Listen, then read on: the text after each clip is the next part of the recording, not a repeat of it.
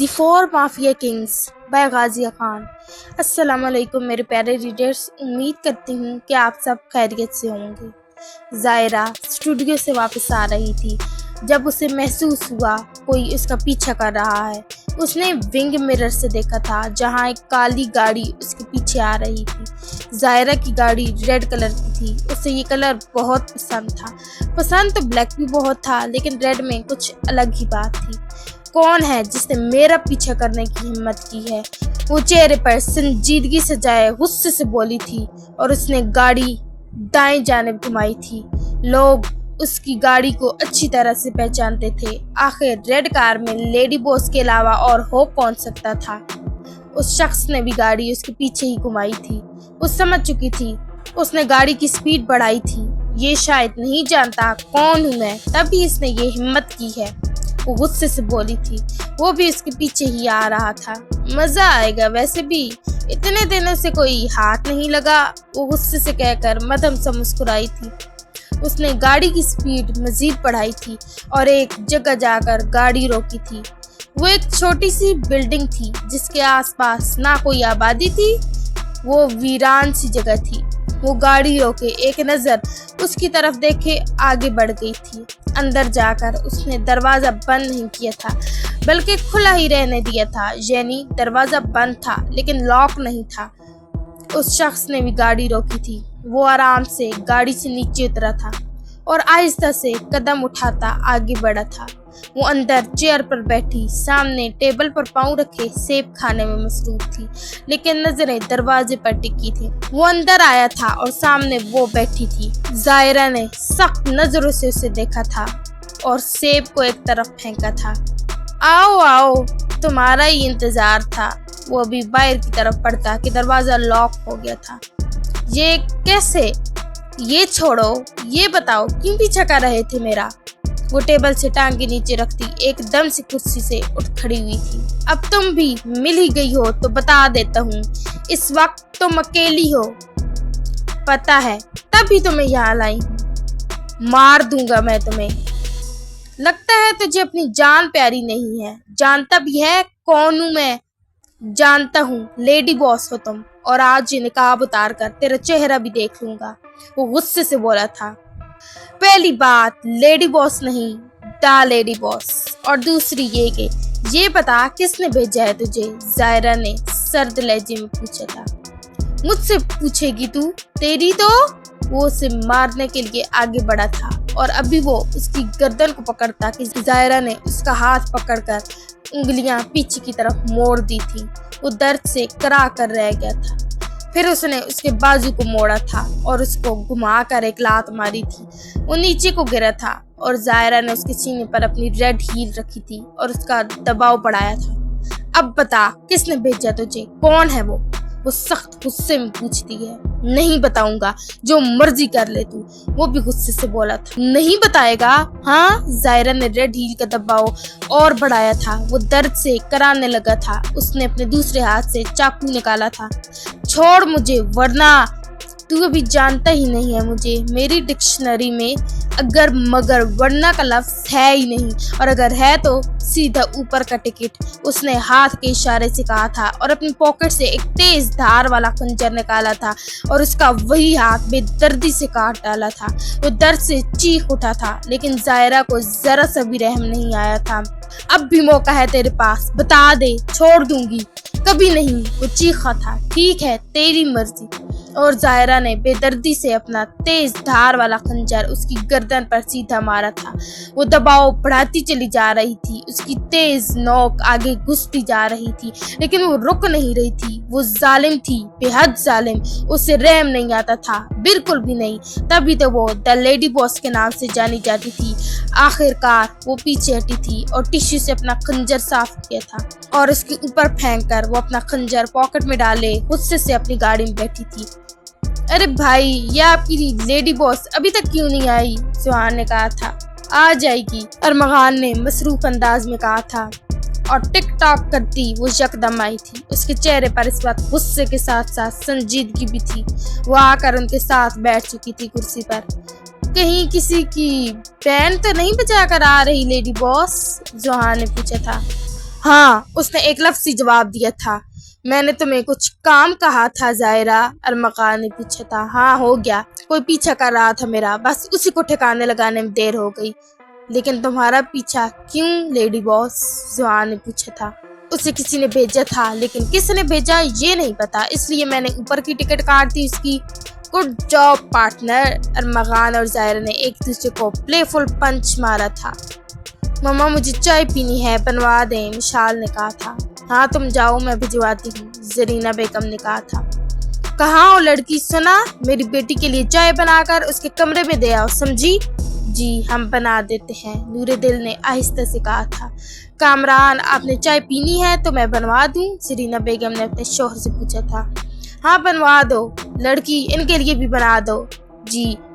زرینہ گھر میں اتنے ملازم ہیں، بچی کو ہی سارے کام کہتی ہو، اسے تھوڑا آرام بھی تو کرنے دیا کرو، عائشہ خانم نے کہا تھا۔ تو کیا ہوا، اما جان کہہ دیا تو یہاں مفت کی روٹیاں تو توڑ رہی ہے وہ، زرینہ بیگم نے غصے سے کہا تھا۔ کامران تم ہی سمجھاؤ اسے کچھ، وہ بن ماں باپ کی بچی ہے، عائشہ خانم نے اپنے بیٹے سے کہا تھا۔ ماں زرینہ ٹھیک کہہ رہی ہے، کیا ہو گیا وہ کر رہی ہے تو، کوئی پہاڑ تو نہیں توڑ رہی، کامران رضا خان کہتے ہی اٹھ کر چلے گئے تھے۔ نور دل کی آنکھوں میں نمی پھیلتی ہے، وہ رونا چاہتی تھی لیکن رو بھی نہیں سکتی تھی، اس کی آنکھوں سے بے شمار آنسو گرتے ہیں جنہیں وہ بازو سے رگڑ کر صاف کرتی ہے۔ وہ چائے لے کر پہلے کامران رضا خان کے کمرے میں جاتی ہے۔ انکل یہ آپ کی چائے۔ ہاں رکھ کر چلی جاؤ، کامران رضا سنجیدگی سے کہتے ہیں۔ وہ پھر مشال کے کمرے میں چائے دینے جاتی ہے اور اس کے سائڈ ٹیبل پر رکھ دیتی ہے۔ رکو، یہ تم نے بنائی ہے؟ مشال اسے کہتی ہے، جس پر وہ چپ رہتی ہے۔ تمہاری اتنی ہمت، ہاں سمجھتی کیا ہو تم خود کو؟ مشال کی آنکھوں میں شدید غصہ تھا، اس کے صبر کا پیمانہ لبریز ہو چکا تھا۔ اس نے زور سے نور دل کے گال پر تمانچہ جڑ دیا تھا، ایک تیز چٹاخ ہوا میں گونجی۔ نور دل نے حیرت اور تکلیف سے مشال کو دیکھا، مگر وہ ایک لمحہ ضائع کیے بغیر اس کے بالوں کو پیچھے سے سختی سے دبوچ چکی تھی۔ نور دل کی گردن پیچھے کو جھٹکی، اس کے نرم معصوم چہرے پر سرخی پھیل گئی تھی، مگر اس کی آنکھوں میں کسی قسم کی نفرت یا بدلے کی آگ نہیں تھی، بس ایک گہری تکلیف تھی، جیسے مشال کا یہ عمل اس کے دل پر وار کر رہا ہو۔ آپی چھوڑے مجھے، درد ہو رہا ہے۔ نور دل کی آواز لرز گئی تھی، اس کی آنکھوں سے آنسو بہنے لگے، مگر اس نے مشال کے ہاتھ سے خود کو چھڑانے کی کوشش نہیں کی۔ میرے ٹکڑوں پر پلتی ہو اور میرے سامنے ہی ایٹیٹیوڈ دکھاتی ہو، ہاں؟ مشال کا غصہ کم ہونے کے بجائے مزید بھڑک اٹھا۔ اس نے نور دل کے بالوں کو اور زور سے کھینچا، جیسے اپنے الفاظ کی شدت کو عمل میں ڈھال رہی ہو۔ نور دل کی گردن پیچھے کی طرف جھک گئی، وہ تکلیف سے سسکی، مگر پھر بھی اس کی آنکھوں میں کسی قسم کی نفرت نہیں تھی۔ وہ بے بسی اور دکھ سے مشال کو دیکھ رہی تھی۔ آپی پلیز، میں نے کچھ نہیں کیا، وہ سسک کر بولی، لیکن مشال کا غصہ جیسے قابو سے باہر تھا۔ چپ، زبان بند رکھو ورنہ میں تمہاری یہ خود ساختہ معصومیت بھی نوچ ڈالوں گی۔ مشال کی گرفت مزید سخت ہو گئی، نور دل کی آنکھوں میں آنسو کے ساتھ ساتھ دکھ کی ایک چمک بھی تھی۔ یہ صرف جسمانی درد نہیں تھا، بلکہ دل پر لگنے والا وہ زخم تھا جو اپنوں کو دیے گئے ہوتے ہیں۔ دفع ہو جاؤ یہاں سے، میری نظروں کے سامنے سے ہٹ جاؤ۔ مشال نے نور دل کو زور سے دھکا دیا، وہ لڑکھڑاتی ہوئی دروازے کی چوکھٹ سے ٹکرائی، مگر کسی سہارے کے بغیر خود کو سنبھالا۔ اس کی آنکھیں آنسوؤں سے لبریز تھیں، مگر وہ ایک لفظ بھی نہ بولی۔ مشال نے دروازہ زور سے بند کر دیا، جیسے اس کے وجود کو اپنی زندگی سے نکال دینا چاہتی ہو۔ نور دل چند لمحے وہیں ساکت کھڑی رہی، پھر آہستہ آہستہ چلتی ہوئی اسٹور روم کی طرف بڑھ گئی۔ اندھیرا، وہ سیدھا سا کمرہ جہاں پرانی چیزوں کی دھول جمی تھی۔ نور دل نے دروازہ بند کیا اور زمین پر بیٹھتی چلی گئی۔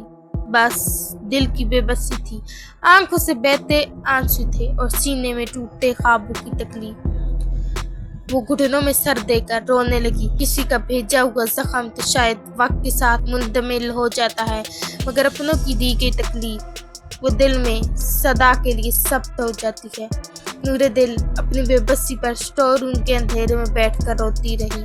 دیوار سے ٹیک لگائے اس نے اپنے بازو گھٹنوں کے گرد لپیٹ لیے اور اپنی سسکیوں کو دبانے کی کوشش کی، مگر دل کی تکلیف اتنی شدید تھی کہ آنسو بے اختیار بہتے جا رہے تھے۔ اس کا دل بے حد بھاری ہو چکا تھا، جیسے اندر کوئی خالی پن تھا، ایک ایسا خلا جو کبھی پر نہ ہو سکتا تھا۔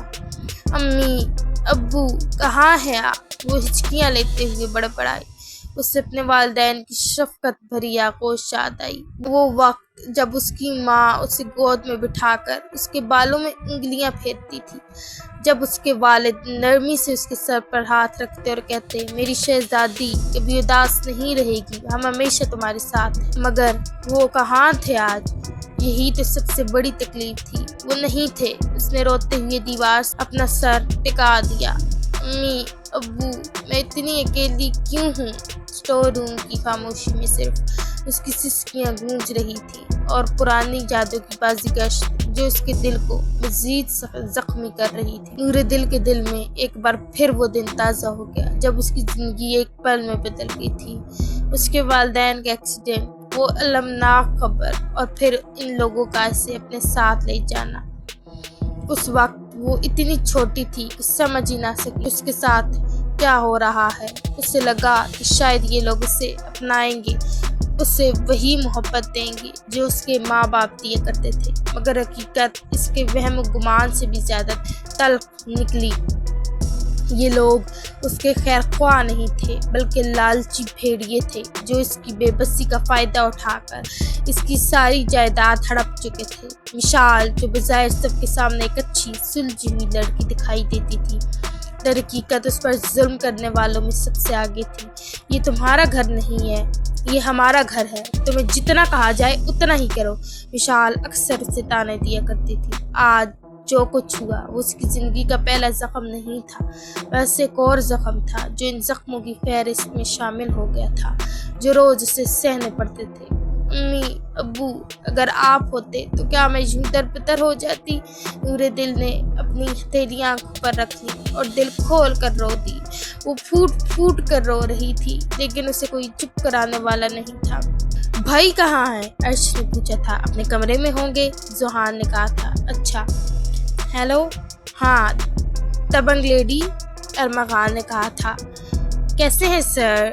ایلیس ذوحان نے کہا تھا۔ میں ٹھیک، تم بتاؤ کیا حالات ہیں وہاں؟ سر مجھے کچھ بتانا تھا آپ کو، ایلیا نے کہا تھا۔ ہاں ایلیا بتاؤ۔ سر یہ لوگ کچھ پلان کر رہے ہیں لیکن یہ نہیں پتا کیا، وہ کچھ غلط کرنے والے ہیں۔ مطلب کہ کچھ بڑا ہونے والا ہے؟ ارمغان نے سنجیدگی سے پوچھا تھا۔ جی سر کچھ بڑا، آپ آ جائیں تو اچھا ہوگا، میں پینتھر سے بات کرتا ہوں۔ Okay sir. اوکے ایلیا مجھے بتاتی رہنا۔ جی سر۔ کیا ہوا ہے بھائی؟ عرش نے پوچھا تھا۔ ہمیں امریکہ جانا ہوگا عرش۔ لیکن ہوا کیا ہے بھائی؟ ذوحان نے پوچھا تھا۔ ہوا نہیں ہے ذوحان، لیکن کچھ ہونے والا ہے، مجھے پینتھر کو بتانا ہوگا۔ ارمغان نوک کرتا پینتھر کے کمرے میں گیا تھا۔ پینتھر؟ ہاں شیڈو، پینتھر ایلیا نے بتایا ہے کہ وہ لوگ کچھ کرنے والے ہیں، ہمیں جانا ہوگا۔ پتہ ہے ارمغان مجھے، وہ فون یوز کرتا بولا تھا۔ زاویار تمہیں پتہ ہے وہ کیا کرنے والے ہیں؟ یہ بھی پتہ چل جائے گا، تو ہم جائیں گے یا نہیں؟ ارمغان نے پوچھا تھا۔ ہم شام کو جائیں گے ارمغان، پامیر سے کہہ کر میں نے سب ارینج کروا دیا ہے۔ اور تو نے بتایا بھی نہیں؟ وہ کچھ نہیں بولا تھا۔ تو ایسا ہی ہے، مجھ سے بات مت کرنا اب۔ ارمغان اٹھا تھا۔ کیا چھوٹی چھوٹی باتوں پر منہ بنا رہا ہے ارمغان؟ تجھے پتہ ہے مجھے بات کرنا نہیں پسند، وہ سنجیدگی سے بولا تھا۔ اوکے دین، ارمغان چلا گیا تھا۔ ذوحان آپ بائک ریس کرتے ہیں، عرش نے کہا تھا۔ مار کھانی ہے بھائی سے تو نے، کچھ نہیں ہوتا، چل آ جائیں گے، واپسی پر کچھ اچھا سا کھائیں گے۔ کوئی کہیں نہیں جا رہا، ارمغان سیڑھیوں سے اترتا سنجیدگی سے کہتا ہوا آ کر صوفے پر بیٹھ گیا تھا۔ لیکن بھائی جانے دینا، عرش نے کہا تھا۔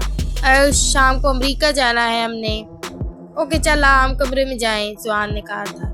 خود ہی سب کر لیتے ہیں، ہمیں بھی کچھ بتایا کریں، میں بھی مافیا ٹیم کا کنگ ہوں، عرش نے کہا تھا۔ ہاں ہاں کنگ جی اب تشریف لے جائیے، ارمغان نے کہا تھا۔ ویسے بھائی کیا لیڈی باس بھی جا رہی ہے؟ عرش نے جاتے جاتے پوچھا تھا۔ نہیں وہ یہیں رہے گی، وہاں ایلیا ہے۔ شکر ہے، عرش نے ہاتھ اٹھاتے کہا تھا جس پر ارمغان نے اسے گھورا تھا۔ اوکے جا رہا ہوں۔ ایپیسوڈ اچھی لگے تو ریویو دینا مت بھولیے گا، دعاؤں میں یاد رکھیں، خوش رہیں اور ہنستے مسکراتے رہیں۔ اللہ حافظ۔